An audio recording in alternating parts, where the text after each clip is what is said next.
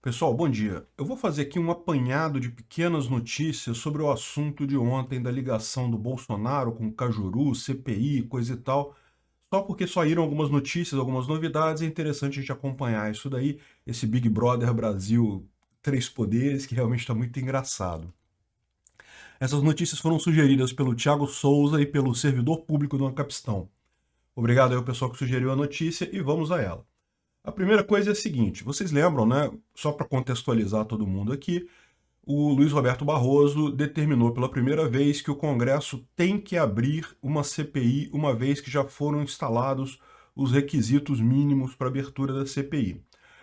Isso sempre foi considerado pelo STF como interferência de um poder em outro, ou seja, todas as decisões anteriores do STF eram no sentido que ele não podia obrigar o outro poder, pela separação de poderes, freios e contrapesos, aquele papo todo, ele não poderia obrigar a pessoas de outro poder a fazer alguma coisa, afinal as regras de cada um decidia e coisa e tal, você tem que abrir CPU, desculpa, você tem que abrir CPI, você que vai lá e convença os seus pares lá e coisa e tal, esse tipo de coisa. Sempre foi assim o entendimento do STF. O Luiz Roberto Barroso determinou o contrário, falou que não, se tem todos os requisitos, tem que abrir a CPI, ponto final. Aí qual que é o problema disso? Aqui tem uma série de outras coisas que estão nessa mesma situação. Por exemplo, vários pedidos de impeachment de ministros do Supremo Tribunal Federal e pedidos de impeachment do presidente também. Então, o que vai ser nesse caso? Ou seja, são coisas que já têm um número de assinaturas, já tem um pedido requerido. No caso do pedido de impeachment, o presidente da Câmara e o presidente do Senado, né, no caso do pedido de impeachment do presidente, é a Câmara, né, é o Arthur Lira. Veja, ele tem a discricionariedade de dizer se o pedido de impeachment atende os requisitos ou não. Então ele pode simplesmente arquivar todos os pedidos de impeachment se ele quiser. O que o STF está querendo que ele faça é obrigar, nesse caso, né, se fosse aplicada essa mesma decisão do STF, obrigaria ele, então, a analisar esses pedidos de impeachment. O que acontece hoje? O presidente da Câmara recebe o pedido de impeachment e guarda. Por que ele guarda? Porque isso é uma carta que ele pode usar na negociação com o presidente da República. Ele sabe que ele negocia com o presidente os cargos lá, se o presidente fala, olha, não vou fazer isso não, ele fala, olha só, tem um pedido de impeachment aqui, eu boto em votação.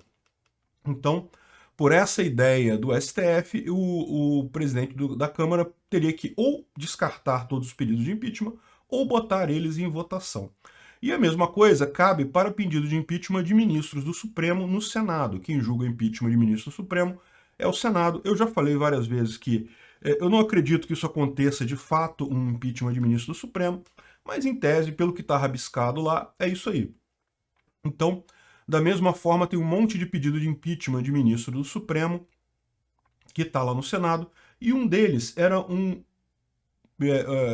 pedido de impeachment do Alexandre de Moraes por aqueles processos totalmente inconstitucionais, as fake news, não sei o que lá, aquela perseguição absurda, aqueles processos que eu já falei aqui, já expliquei como é que são puramente ditatoriais. É exatamente o que fazia o governo militar na ditadura aqui no Brasil, gente. É exatamente a mesma coisa. Abria o inquérito policial, nunca transformava aquilo em processo judicial, porque sabe que não tem elementos para condenar ninguém ali, mas como abriu o processo judicial, ficava usando medidas cautelares para punir as pessoas, né? Em tese, aqui no Brasil, eu já falei isso um monte de vezes, mas acho que é importante falar, porque tem gente nova vindo aqui no canal, e é um assunto que é muito importante realmente você entender para a sua liberdade individual. O inquérito criminal no Brasil ele tem duas etapas. Tem a fase de inquérito, que é uma fase que tem poucos controles constitucionais. Você não tem direito à ampla defesa, não tem direito ao contraditório, não tem direito a nada. Praticamente é a fase que, em tese, a polícia investiga o crime e para elencar as provas contra você. E aí depois ele passa para a fase processual, em que realmente você abre um processo, aí você tem direito a contraditório, ampla defesa e coisa e tal, aquela coisa toda. Não tem problema você ter uma fase inquisitorial no início, porque depois tudo vai passar pela fase processual, você só vai ser condenado se realmente tiverem provas, existirem provas contra você. Essa é a tese. Só que daí você tem um negócio chamado medidas cautelares, que são coisas que o juiz pode determinar ainda na fase de inquérito para permitir a coleta de provas, que é busca e apreensão, prisão temporária, algumas coisas que podem ser feitas ainda, até bloqueio de bens, ainda na fase de investigação em tese, para ajudar na coleta de provas, né? Tipicamente a prisão temporária ou prisão preventiva é quando a pessoa está tentando esconder provas, tentando apagar provas e coisa e tal. O que os militares na década de 70 faziam e o que o Alexandre de Moraes está fazendo? Ele está mantendo um inquérito aberto porque ele consegue ficar punindo as pessoas com medidas cautelares. E repara, no caso dos militares lá atrás, eram os policiais, os próprios delegados que faziam isso. Eles que comandavam, os delegados do DOI-CODE, coisa e tal, que faziam isso, abriam um inquérito que não acabava nunca e ficavam punindo com medida cautelar. Agora o Alexandre de Moraes está fazendo a mesma coisa, e aí tem o grande problema aqui. No caso dos delegados, você podia dizer que os juízes teriam que avalizar esse tipo de coisa. Foi justamente a solução que a Constituição de 88 deu. O delegado agora não pode fazer mais nada sem consultar um juiz. Só que agora é o juiz fazendo isso. E aí, como é que fica? Então, realmente, um absurdo ditatorial esse processo. É muito justo o pedido de impeachment do Alexandre de Moraes. Agora, o que aconteceu? O Cajuru entrou com esse processo de impeachment contra o Alexandre de Moraes e está na mesma situação da CPI. Está lá na mesa do presidente do Senado e o Senado não bota em votação isso, não arquiva, não faz nada. Está sentado lá na mesa do Senado. Então, da mesma forma, o Cajuru entrou no STF pedindo que o STF determine que o presidente do Senado dê frente para esse inquérito de impeachment do Alexandre de Moraes. Quem vai julgar isso, curiosamente, caiu para o Nunes Marques. O que eu acho que o Nunes Marques vai fazer? Ele vai dizer justamente que entende que isso é uma prerrogativa da Câmara, é uma prerrogativa do outro poder, que ele não vai interferir, ele vai ficar no posicionamento do STF tradicional. Ele vai dizer que não é para fazer isso. Eu acho que é o correto mesmo de fazer isso para ele, até porque, veja, no caso de processo de impeachment, ele vai determinar que o presidente da casa avalie e bote para votação. Então, no final das contas, ele pode avaliar e falar, ó, não tem os requisitos básicos, não estão aqui, eu descarto. Pronto, pode ser só isso. Ao contrário da CPI, no caso do impeachment, ele não é obrigado a botar em votação, ele tem a prerrogativa de julgar as preliminares daquele pedido e dizer que não está atendendo aos preliminares e pronto. Então, ou seja, a única coisa que isso faz é realmente forçar o presidente do Senado a agir, mas não força o impeachment do ministro. E a mesma coisa, aquilo que eu já falei, não vai passar. Se botar para votação, não passa. É a mesma situação do impeachment do Bolsonaro. Se forçarem o Arthur Lira a avaliar, ele pode descartar muitos pedidos de impeachment, vai ter um ou outro, se ele botar um ou outro para votar, o que vai acontecer é que não vai passar. E aí fica mais interessante ainda, por quê? Porque vai dar força para o Bolsonaro e vai dar força para o Alexandre de Moraes. Ou seja, é uma coisa muito ruim, na verdade. Por pior que seja a situação atual, esse negócio de botar em votação não vai resolver nada nesse fronte por enquanto. Então, o correto realmente é o Nunes Marques não interferir. Eu imagino que vai ser isso que ele vai fazer. Mas seria muito interessante se acontecesse isso, tá? Eu torço para rodar esse pedido de impeachment todos. Porque, cara, para mim, o interessante é esse Big Brother, né? Ver essa coisa funcionar e ver o pessoal todo brigando, todo mundo no paredão, brigando com o outro. Bom, o que tem mais de informação aqui que surgiu de ontem, né? Eu não sabia disso, mas assim, dá para ter essa intenção, né? Dá para entender realmente como sendo isso, porque se você reparar a conversa, o Cajuru que falou que não, que eu quero a CPI para incluir governadores e prefeitos e coisa e tal, eu quero uma CPI ampla, coisa e tal, e realmente parece que foi o Cajuru que ligou para o Bolsonaro. E por que ele ligou para o Bolsonaro?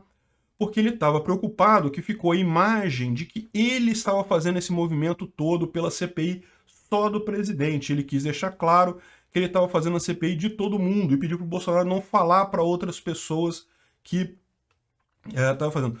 Eu estou vendo que muita gente está tendo essa ideia, está tendo duas ideias diferentes nisso daí. Umas pessoas estão falando assim, ah não, o Bolsonaro queria que isso fosse liberado porque isso criou um diversionismo. Foi até engraçado isso, né? A mídia ontem começou achando que era um escândalo, pior do que o Bessias, não sei o que lá, que a fita do Bolsonaro, interferência nos poderes, não sei o que lá. Mas depois que o pessoal viu a conversa, viu que não tinha nada, ele não tinha o que dizer. Aí mudaram a conversa. Não, o Bolsonaro liberou de propósito, não sei o que lá, que não tem nada ali, só criou confusão, coisa e tal. E aí teve o pessoal falando, não, que o Cajuru é um traíra, não sei o que lá. A minha visão dessa coisa toda é muito diferente. A minha visão dessa coisa toda é que o Cajuru está sentindo o calor. Olha só, o pessoal não percebe isso, mas o apoio ao Bolsonaro é muito maior do que esse pessoal gostaria e do que a mídia deixa transparecer. No que o Cajuru ficou como papel principal dessa ação no Supremo, que o Luiz Roberto Barroso obrigou a criação da CPI, coisa e tal, na verdade, ficou ruim para o Cajuru. O que ele queria, o objetivo dele ao ligar ao Bolsonaro era pedir, pelo amor de Deus, Bolsonaro, não fui eu não fiz isso, fala para os seus eleitores, porque eles sabem, o pessoal deve estar infernizando a vida do Cajuru com essa história, tá colocando o Cajuru como culpado disso. E aí, repara que toda a conversa que ele tem com o Bolsonaro é nesse sentido, fala, não, eu até queria CPI, mas eu queria que envolvesse estados e municípios, eu não fiz esse negócio e coisa e tal, eu não queria desse jeito e tal. Você pode ver isso de duas formas. O Cajuru é um traíra mesmo que está fazendo estudo de politicagem. E todos eles são. No final das contas é isso. Mas o que dá para ver de termos estratégicos, por que o Cajuru divulgou essa conversa? Ele estava preocupado em atingir o Bolsonaro? Não. Ele estava preocupado com ele mesmo. Ele está preocupado com o eleitorado dele. Ele está sentindo o calor, porque o nego está culpando ele por essa coisa toda do Luiz Roberto Barroso e do Congresso. Ou seja, essa conversa toda foi ele pedindo desculpas. Ele falou, não, mas não sou eu fazendo isso. Eu queria de estado e município e coisa e tal. E ele divulgou para todo mundo ficar sabendo que ele não tinha nada a ver com isso, que ele não queria e coisa e tal. É aquele negócio, meu amigo. O problema todo, e até o Bolsonaro falando na conversa, não, que eu não tenho problema com CPI, eu queria só uma CPI que visse todo mundo, que apurasse a culpa de todos e não sei o que lá. E o que ficou claro aqui é que a chamada foi recebida pelo presidente. Então esse aqui é o celular do presidente. Eu não sei se isso aqui seria uma prova muito forte, mas tem um print aqui de tela. Esse tipo de coisa é complicado, né? Porque em tese isso aqui dá para falsificar muito fácil. Mas eu não imagino que ele faria isso, até porque é muito fácil ter isso daí. É bem provável que tenha sido isso mesmo, o Cajuru que ligou para o Bolsonaro para fazer essa coisa toda, né? E só para complementar, a Pfizer negou a visão do Cajuru sobre chá de cadeira. Vocês devem ter visto, isso já virou o mote principal entre o pessoal da centro-esquerda e o pessoal do MBL, do PSDB. Não, porque se o Bolsonaro tivesse comprado vacina no passado, a gente não estaria... Né? Meu amigo, que país começou a vacinar no passado? Me explica. Me fala aí, qual país que tinha a vacina à vontade porque negociou no passado? Estados Unidos, que foi o primeiro que começou a vacinar, que começou esse movimento todo, começou a vacinar em dezembro. A gente começou a vacinar em fevereiro. Ok, teve um delay aí, mas não é uma coisa assim, não é como se a gente estivesse muito atrasado na coisa. E se o Bolsonaro tivesse aceitado as doses da Pfizer, não é que todas as doses seriam entregues no ano passado. Não existe isso, pelo amor de Deus. Esse pessoal tá... O que acontece? Eles tentam jogar os argumentos dele e nada cola, né? E agora o argumento que eles estão jogando é esse, que não, se o Bolsonaro tivesse comprado as vacinas ano passado, a gente não teria passado por isso, não estaríamos com lockdown.